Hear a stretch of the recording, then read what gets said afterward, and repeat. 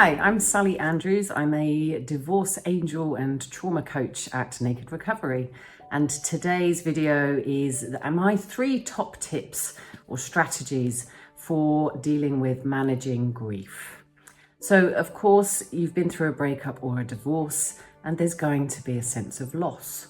And it's very interesting, we relate to the loss and the grief that comes with divorce and breakup somehow differently to the ways in which we would if somebody had died. But actually the loss and our experience of heartbreak is exactly the same and needs to be treated exactly the same.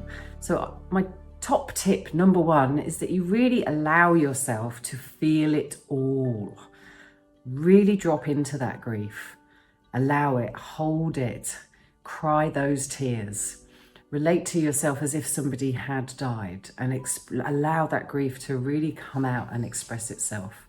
I always say to my clients that grief is inevitable, but trauma is preventable. And actually, when we suppress that grief and we just try to carry on and push through and we don't really drop into the feelings of it, that's when that grief can actually turn into a trauma at a later date. My second strategy for managing grief is that you seek professional support. Something strange happens to other people when we go through a breakup or a divorce. In the Naked Divorce program, we issue something called a weirdness pass, which is something you metaphorically give to the people in your life.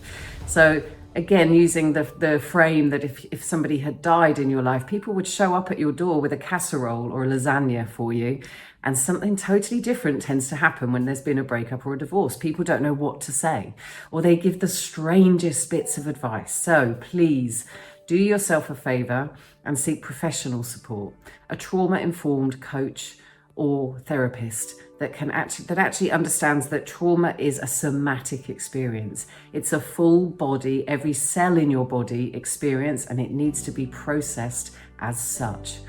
Thank you, do that one. And number 3, create for yourself a grounded routine. So by this, I mean that there is a rhythm to your day. You start each day the same, and you have particular landmark milestone moments threaded through the day, and that the end of the day always ends the same as well. And ensure that these are really deeply rooted in self-care practices. Now, this is incredibly stabilizing for your nervous system. Your poor central nervous system is going to be jangling and in a state of hypervigilance, having gone through a breakup or a divorce. And so it creates this beautiful sense of predictability, which equals safety from the perspective of your nervous system. And it really gives it a chance just to regulate, to slow down.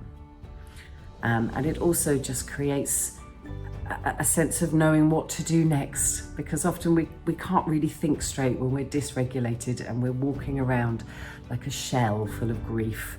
So it actually helps us to just have steps to follow that we've created for ourselves.